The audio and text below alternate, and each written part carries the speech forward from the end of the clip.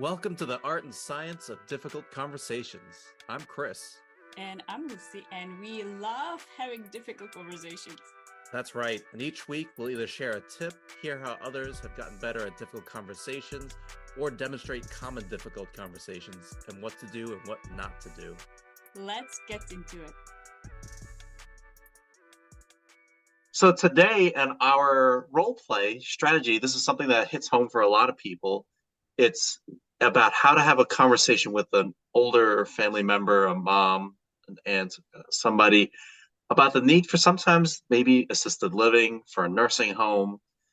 And this is interesting because, and Lucy and I will talk about this later, but culturally, even that has a loaded way of doing it because in Asian culture, it's not as common to want to put an older family member into a nursing home. It's very much they should come live with us. And so we'll talk about that and in Lucy's culture and my own cultural beliefs around that and as we go through it. So let's go through first how not to handle the conversation. So in this part, Lucy is going to be my mom. And so we'll jump into it, and this is how not to have this conversation. All right. Hey, Mom, listen, here's the truth. You know I love you. You know I want the best for you. You also know driving is just not possible anymore. You know, you got into an accident last week. You keep asking me to come drive you to the grocery store, to run errands, but I live 8 hours away. I can't be just dropping everything to come help you. I get it, Chris. I don't want to be any burden to you. I do want to be as independent as possible. And so, I will recover and maybe I can ask a neighbor if it's too much for you to come over to see your mother.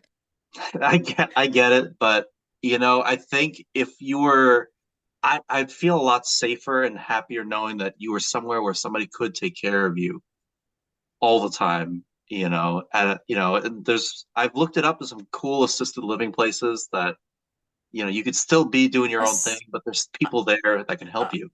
I don't think I can live in the assisted living. I need my own space, my own structure, my own bills. I don't want to live with anybody, with some weird people. And I heard so much abuse is going on in those places. I don't want to be like people abusing me anywhere. I be here by myself and die alone. Mom, I don't want rather die alone. I think that's gonna be best. Don't talk like that. Come on. Listen. I know that there are places, you're right. There are places that are bad, but I looked up these places. I've got the ability to get you into a place that's pretty good, that'll keep you safe. Chris, why don't you come here and live here with me? I keep asking you. We have the place. I can't do that. Move in closer to the same area. We don't even have to live in the same house. Listen, Kaya, family should stick together.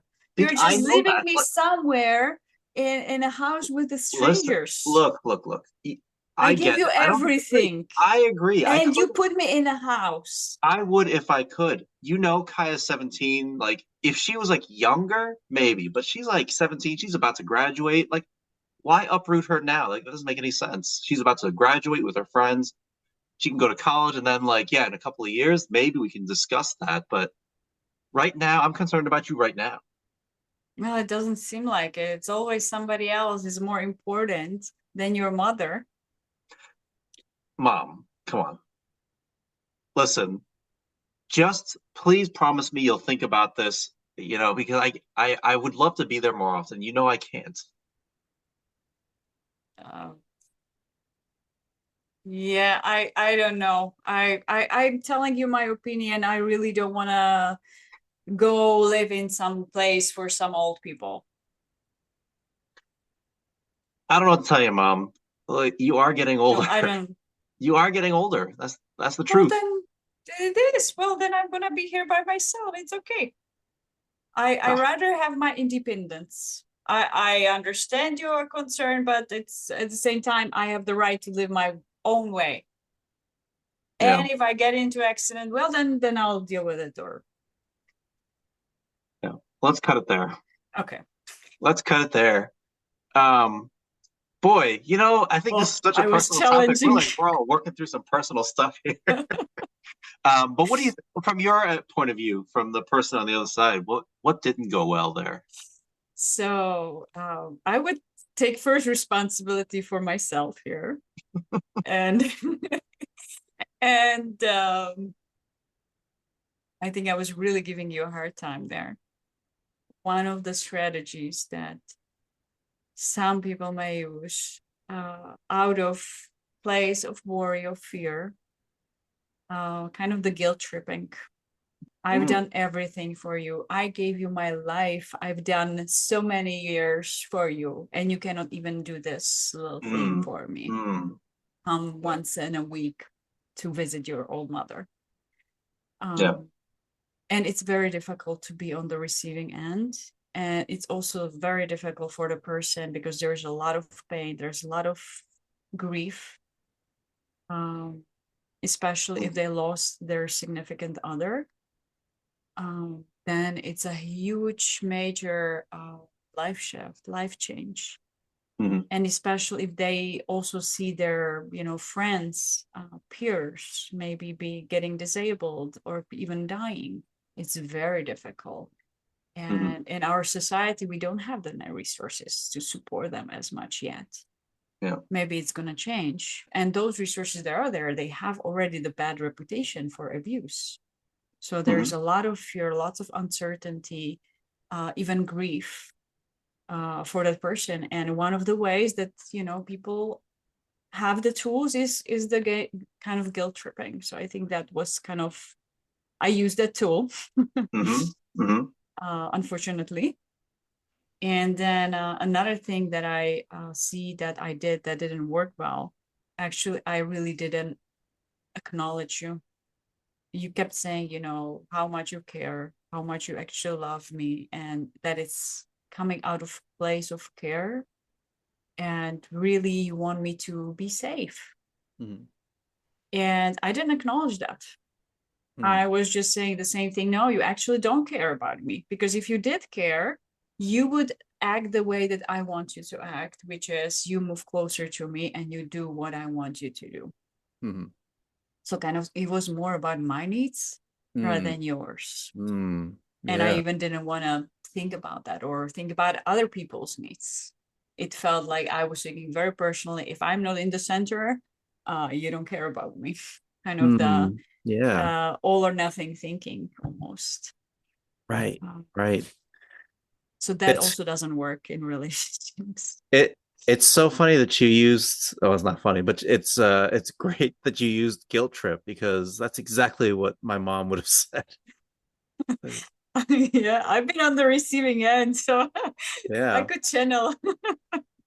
What I about didn't. from my end? Like what did I say or do that wasn't helpful? That's a great question. I would say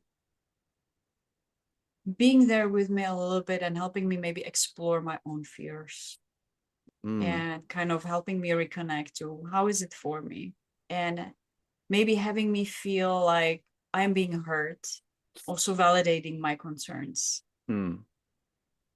Yeah. Um, and so that I didn't hear that, and that naturally created that defensive and like you don't hear me, so you don't care about me, Right. and I need to keep saying what I'm saying. And basically both of us were saying our thing and nobody was listening to the other, validating Right. the other. Yeah. And I think this is why family discussions are always so hard, as we did with the Thanksgiving one, because there's already such a huge long history of dynamics and relationships that are there. And I don't know about you, I don't know about other people. I'm assuming other people feel this way, but it just gets much more heated quicker internally. Like my heart starts beating faster sooner than if I'm talking to a coworker.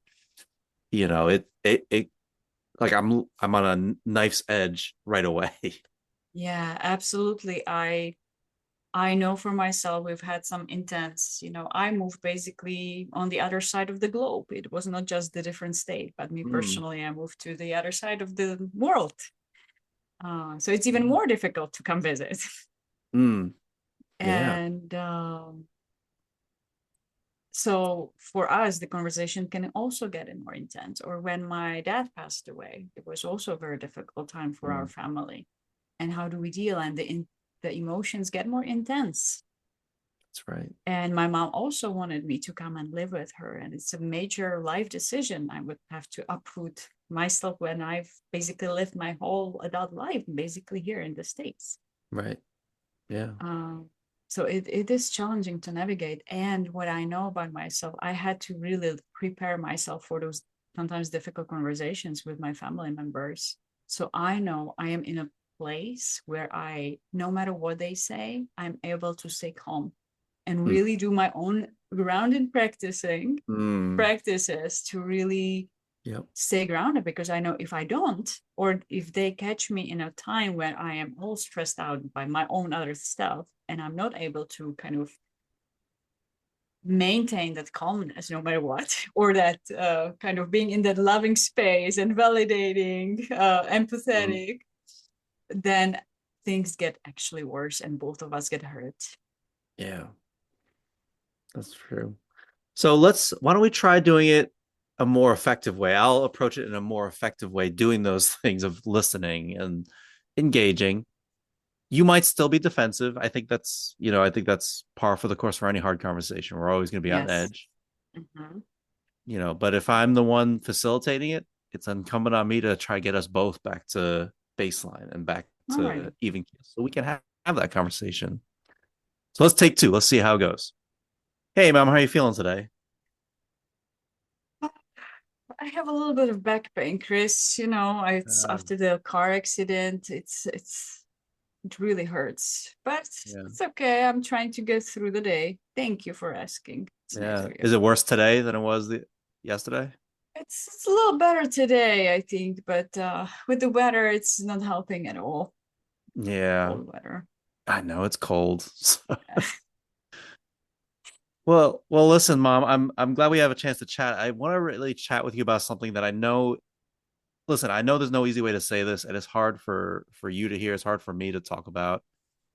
I'm concerned Oh, about you being able to live in that house by yourself.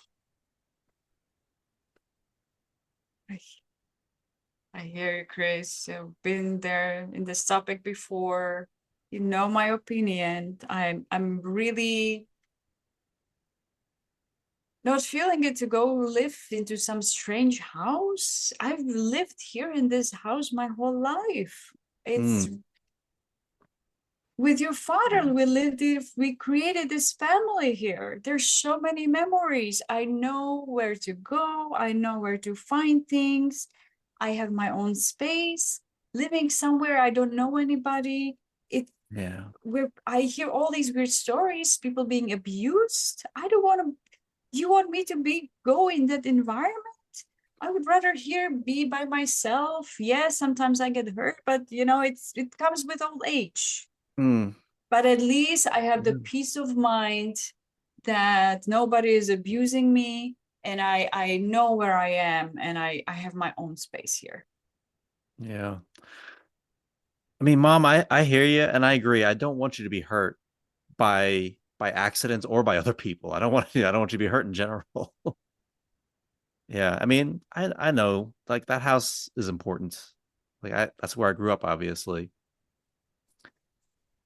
I guess I just care about you, right? Like I want you to be safe. I don't want you to be hurt and you're not close by. I can't get to you if something happens. So like if you fell, like I can't get there easily. Yeah, but it's your choice. You decided to move away. That's true. Um, That's true, I so guess. I mean, you could argue the job was here, but so you can always choose to come back if you're that worried about me. I know. And you know, I wouldn't mind it, but Kaya's like in 11th grade. She's got a couple of years of high school left. I don't want to uproot her now. You know how that, like, you agree, like you don't want to uproot your life. And she's got her friends here. She's about to graduate, and once she goes to college, yeah, like, yeah, we're much more mobile. We can be wherever we want to be. But these next 2 years are hard for her to hard would be hard to ask to have her move somewhere else. Um, and I get Yeah, it. You want to keep doing your own thing. You want to be able to yeah, to get around, and you're concerned about your yeah. safety from other people. You don't want to move. I don't want to move either. Yeah, You got to understand, it's also uprooting for me. I've been here my whole life. yeah. I don't want to go some strange place. I would rather stay with my family. I was with my old parents till they died. Well, let me ask you this. What can we do where you still feel safe, you could still do your own thing, and you are safe? There's somebody there are people around that are able to keep you safe and kind of respond if something happens. I mean, I have phone. I can call 911 if I need to, if something happens. How about something other than the police? I don't know. I don't want strangers in my house. Yeah, Um, I don't, that's difficult. You never know who you get. I also heard some stories about some strangers in the house. yeah. Can be, steal from you, rob you. Well, is your So, biggest concern strangers that you don't know who's going to be working with you or helping you? well, that's one of the concerns. And then also having somebody strange in my house, Mm, it's uncomfortable. I like my yeah, privacy here. that's fair. And I feel like they're looking down at me. It's like, I still want to be capable and independent. I don't want to somebody do stuff for me. I want to do it for myself. I want to still be able to cook for myself. Yeah. As long as I can, I want to do that myself. Here's an idea. You tell me what you think. What about the idea of you moving near us? I know it's not It's too I know it's not your far. house, but around here, if you moved around here, you could still get an apartment near here. You could live independently. We're nearby. We can still help you, and you're not with random people. Chris, well, thank you, Chris, for offering. That's very nice of you to, uh, looking for other ways how it could be together. And at the same time, I also have some friends here. While they're alive, I Yeah. still want to be with them. It's just like you have community, your Yeah. family there has community. I also have community here. So I don't know. Yeah. Yeah. Well, how about, I mean, would you be okay with if we just keep talking about, would you be open to just keep talking about like finding options to help you? I guess we can keep talking about it. That's fine. Okay. As long as we can keep talking about it, because I care about you. I love you. I want to make sure you're safe and that you're cared for. Chris, I love you too. I care about you too. All right. We'll find a way. Okay. We will for sure. All right. We can cut there. Alrighty. um, Boy, sounds like a conversation I just had with my mom. But tell me your thoughts on that one. What went better in that one? Knowing that there's no one right way to do it, but what went better? So, where do I start? I will start this time with you. What I've noticed, you did such a beautiful job of actually asking me questions. I would say that helped me really stay like, okay, what do I want? What is really my concern? That was a great question. Like, what is really your concern? Is it the strangers or it's something else? And that actually helped me to pause and reflect. Like, what is really about that I don't like? It's also the privacy, and also part Mm, of it is like I feel almost ashamed, or I feel afraid of like aging. mm, And that's mhm. almost like a proof, if somebody's there to help me, that I'm not capable enough anymore. And it makes me feel even worse about the aging thing.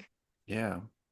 So actually you asking help me kind of reconnect. What is it really about? And you also validated me, and you were really actually very calm throughout the whole conversation. There was this calmness and really kind of like the loving concern. So that was also like calming. So whenever I wanted to kind of have the guilt tripping, it Yeah. was, it was less desire for that, less defensiveness, Mhm. because you were providing such a safer space for me just to be and express myself and really feel like I'm being heard. Mm. And I think that made a huge difference. So I wasn't really as in a fighting defense mode. I still was saying, this is important to me. And at the same time, you kind of really were nodding your head. And so I felt you get it. You hear me, you think about it. So you didn't dismiss it right away. Mhm. Like in the previous one, it felt like it almost didn't land, and it's just you kept talking about this, Yeah. your agenda, and I was talking about mine. Right, right. And so I think really you did well validating and staying calm and hearing me out, and also asking questions and really not pushing me anywhere, but just having that at least a small step moving forward, at least keeping the conversation open. And actually, since I didn't feel pushed into anything as much, I was like, yeah, we can talk, it's okay. Yeah. It made me feel a little bit more safer to have that conversation and explore the options, Mm. because I didn't feel pressured Yeah. or judged, actually. Right, right. So what I'm about so glad you threw in the idea that your friends were there you? and the support system, because I think that's in this kind of conversation, it's so important, the idea of community and support. It's a transition. It In these is. guys in these kind of conversations, it is a big transition, just like it was to leave home. It's a different transition now to suddenly be like, oh no, now I'm like losing parts of my what I've known for such a long time as an adult. And And that could be, it's a grieving process. It's a loss. absolutely. And especially if they're also going through other losses. So they're losing a lot already. Mhm. Plus, they could be losing their loved one, even their friends. Mm, yeah. My mom is the only sibling left from our family, basically. She Mm, lost three siblings already. Plus her husband, plus her schoolmates. yeah. And so there's a lot of grieving, lots of shift and changes, plus the physical changes that, maybe they cannot walk as well anymore, or they cannot remember as well as before. And it can be very scary and overwhelming. So plus to kind of insert additional huge change there, it could be really overwhelming for the person. Yeah. And so you really did a great job of validating and really being kind of empathetic there, and not Mhm. pushing, not adding additional pressure that they are already probably feeling a lot of that and Yeah. uncertainty and stress. Yeah. How was it for you? Um, so I'm not just sharing how it was for me. How was it for you, Chris? um I I think it was good for me because number one, I knew what I was going to be doing, but also I think in these kind of conversations, I always talk about we always talk about like have a clear goal in mind and have like an outcome. Mhm. But it's also being aware of that outcome isn't always going to be like a conclusion.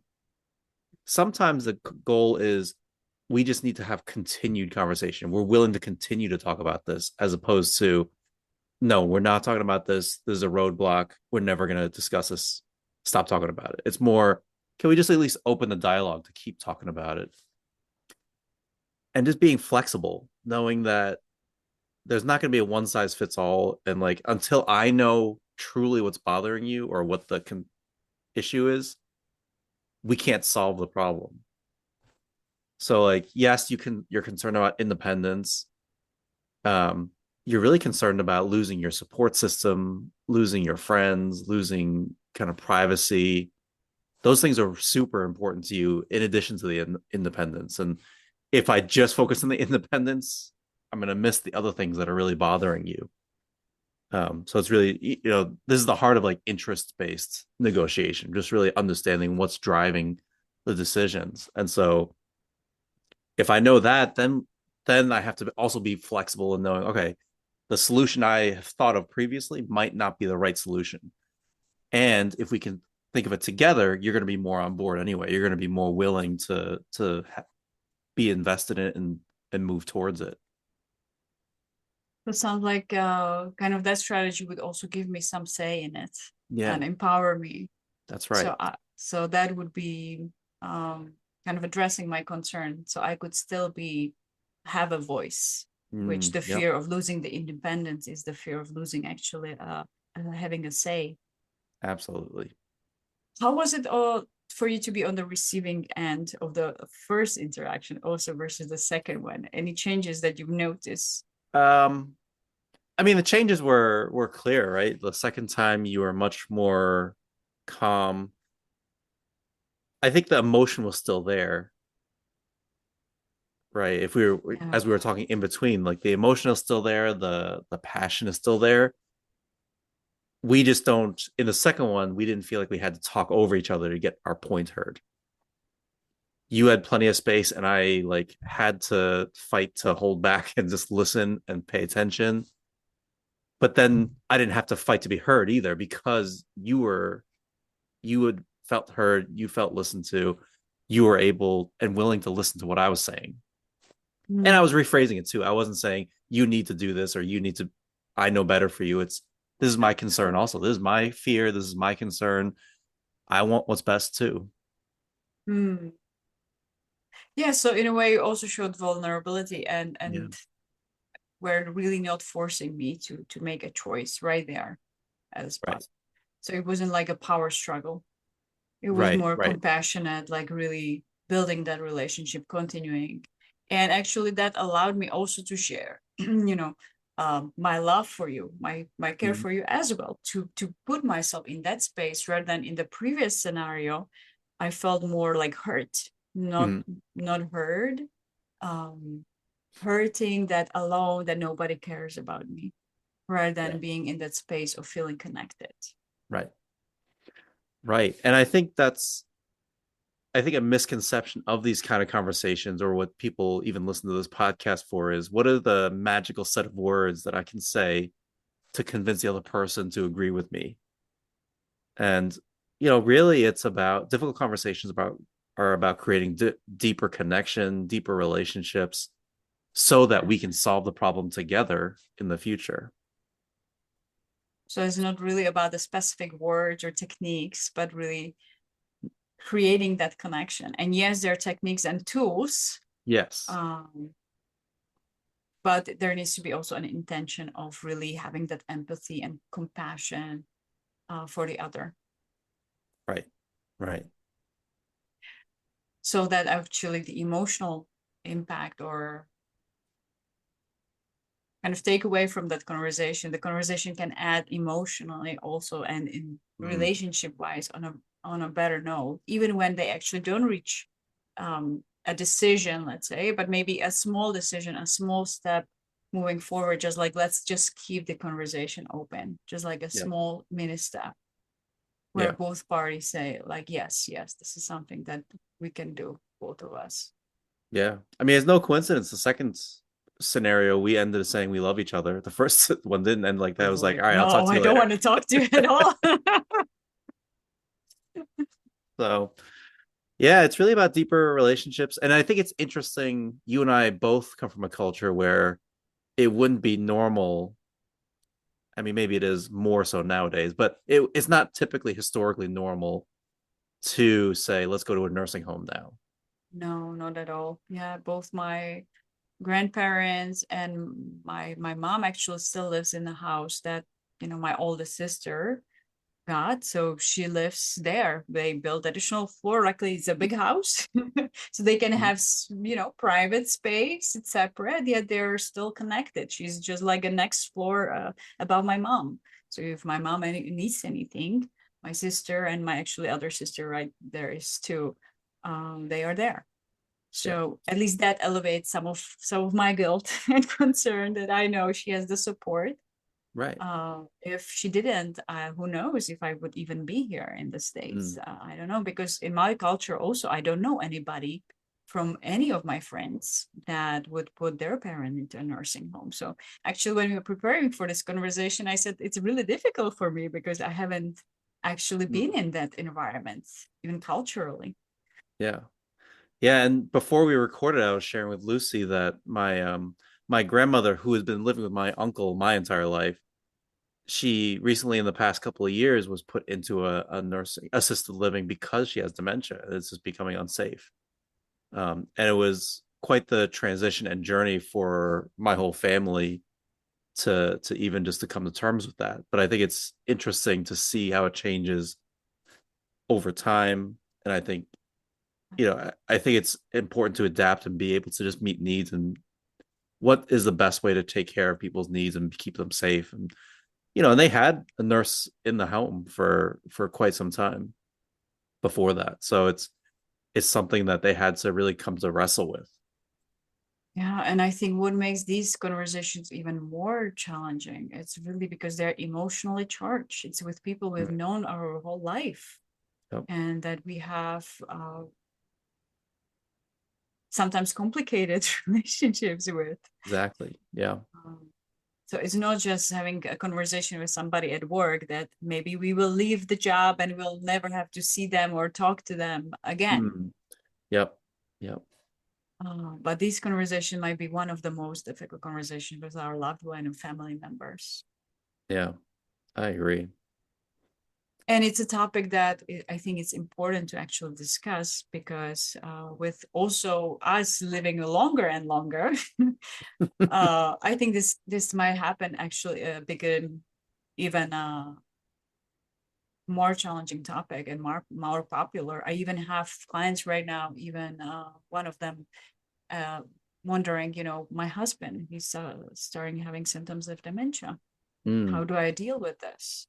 Hmm. How do I have the difficult conversation with him when he, it's becoming also unsafe for her because when he gets Yeah. triggered, he might become aggressive. Mm. Yeah. And now they live alone. So also from a woman's standpoint, it could be really also unsafe for the other partner Right. Right. in certain circumstances. So what to do then? Yeah. Um, so hopefully some of the tips, what would be some key takeaways? Hopefully we have some. I actually, before we wrap up, I wanted to ask one more question. What would you say supported or supports you in staying calm in those difficult conversations that you have? I think preparing is a big key, making sure that I know, okay, it's going to be a hard conversation. So what do I need to do to prepare ahead of time? Do I need to clear my schedule to really emotionally prepare and mentally prepare? Do I need to practice? I have a younger brother. If I was going to have this conversation, I would talk to my brother like, "Hey, listen, let's talk this out. Am I missing anything?" Um, if I, if we had, if I would talk to my aunts and uncles to maybe prepare to see if they have any thoughts, if they agree, or maybe they're better off to have the conversation. If she has a really close relationship with her brother, maybe then I'll talk to my uncle and say, "Hey, listen, do you agree? Do you disagree?" And if he's on board, then really he should be the one. He could have a better conversation than I can. And then if I have to, I think what always works for me is just asking more questions. Like, yes, that helps in a conversation, but that's actually my way of also staying calm is that I don't have to say anything. I can just listen. If I just focus on listening, I don't have to focus on what I'm going to say next. I can just focus on what are they saying? What are they not saying? And what am I trying to hear? Makes sense. And I did notice that you were actually more present really with me and like listening, true listening. And I think that also made a difference for me to be on that receiving end. That Mm-hmm. helped me to calm down also. Um, and I'm Yeah. hearing also really, really part of that, staying calm inside of that conversation, is also to do the work before and Yes. do that research. And for somebody that maybe doesn't have a big family, that they don't have that many people to talk with, maybe even look at some podcasts. I wonder if there's additional really around aging, around Mm. what are the options actually, and get ourselves even Yeah. educated Yeah, I think around that. if I knew more options, that also could have helped the conversation in terms of problem solving. Like, oh, what else? Yeah. Here are some other options that I've found. Yes. Sounds good. If it's also, I'll say this, if it's a phone call, having that mute button is really helpful because then you can scream in the middle of the conversation. I use that one too. Yeah, just take it out. You know, one of the things I do when I role play or when I coach other people to role play, before we do the role play, I'll give them a minute or two beforehand to vent. Say whatever you are truly feeling, yell, scream, swear if you want to, but get it all out for like a 1 minute, 2 minutes, and then let's go into the role play. Mm, And I find that when I started implementing it, like people just like really felt like a weight lifted when they were able, like when nice. they started doing it. Yeah, so sounds like really rather than holding all the unpleasant, maybe frustrations and emotions inside, really letting it out, Yeah, and that creates that space to actually be there with the other person. absolutely. Yeah. That's a great strategy. I love that. Thank you for bringing that up. Yeah. What Um, about you? and also I love the mute button. I Yeah. think I use that in some difficult conversations over the phone where they actually don't see me, to just take a breath. And when all in me wanted to say no and not hear them, I kind of muted myself so I don't jump into what they're saying, but really let them speak and just take a deep breath, and kind of my own grounded practices, kind of reconnecting how I'm feeling, what's happening that it's triggering me. Kind of it comes to that practice of self-awareness. Mhm. Oh. Yeah. And kind of that might not be in the moment, or if there's in the moment of really, again, like I keep saying it, getting reconnecting with our body, it could be taking the deep breath in that conversation, or focusing on something in the environment for a moment, or really focusing on something in their voice and Mm. actually asking, so what is it that they're telling me? What is really underneath? What kind of value, what kind of fear they might have? So Yeah. it could be really focusing, just like similarly with you, I also ask questions. um, and it also could be helpful, like putting ourselves into their shoes. What is their concern? From the Mm. loving perspective, rather than defending our position, really trying to understand theirs. Yeah. Yeah. Anything else? How should we close Uh, today? Um, I think we covered a lot, and I think it's really emotionally charged. So, I encourage everybody listening, all two of you, if you want to share your thoughts, please like this podcast, but also feel free to email us. We'd love for you to hear from you about what did we miss, what could we add, is there a part two we should try to add more complexity? We'd love to try it because I think the more real we can make it, the more useful we'll make it for everybody here. So let us know. Follow us on LinkedIn. Follow us on this podcast, and let us know what else can we demonstrate or talk about, or what can you show us. If Ooh, you are really good at something, let's get you on here and let's have you and show us how we should be doing it. I love that. What's coming up for me, since we are talking about difficult conversations are kind of co-creation in a way. So we would love you to help us co-create this as well through your input.